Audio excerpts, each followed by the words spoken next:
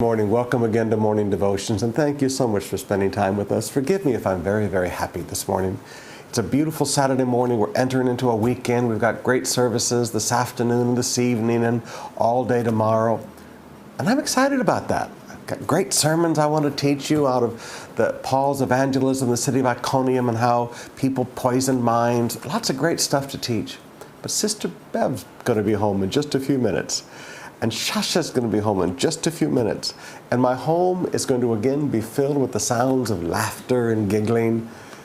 It's been really quiet with just me and 3 dogs the last couple of weeks. So forgive me, I'm not really good at just being at home alone with the dogs.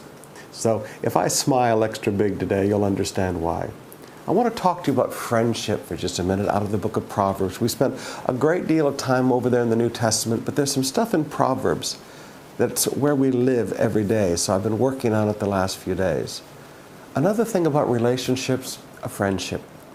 Friends are not people who agree with you all the time. In our devotions yesterday, we closed out in Proverbs with wounds of a friend can be trusted, but an enemy multiplies kisses. Now there's a scary thought. Enemies are always kissing you and telling you how much you love you, but a friend tells you what you need to hear. But I want you to look with me at verse 9. Perfume and incense bring joy to the heart, and the pleasantness of one's friend springs from his earnest counsel. The pleasantness of one's friends springs from his earnest counsel. I like that.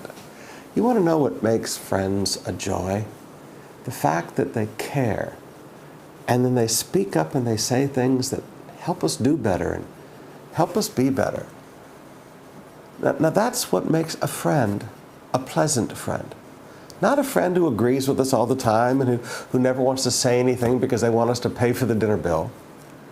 A good friend is someone who sits down and says, listen, I saw you doing something the other day, and I want to talk to you about that. And I had an idea about your house the other day, and I was thinking about that car that you were wanting to get, and I had a thought, and I was thinking about your business the other day, and there are people that care enough about us to think about us, to formulate counsel, and then sit down and earnestly share that counsel.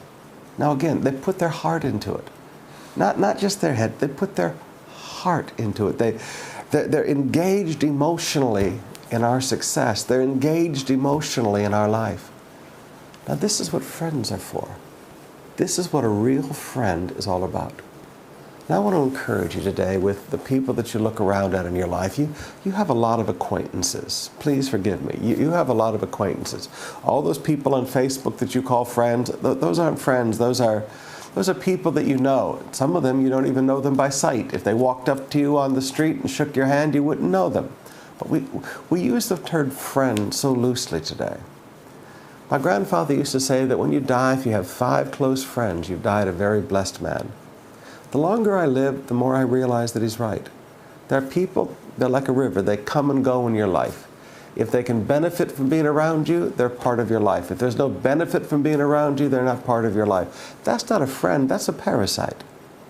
But there are people in your life that are there for life, and they're sincere, and they love you. And you owe it to them to think about their life. You owe it to them to sit down and think of things that you can share with them that will help them. The pleasantness of our friends is their earnest counsel.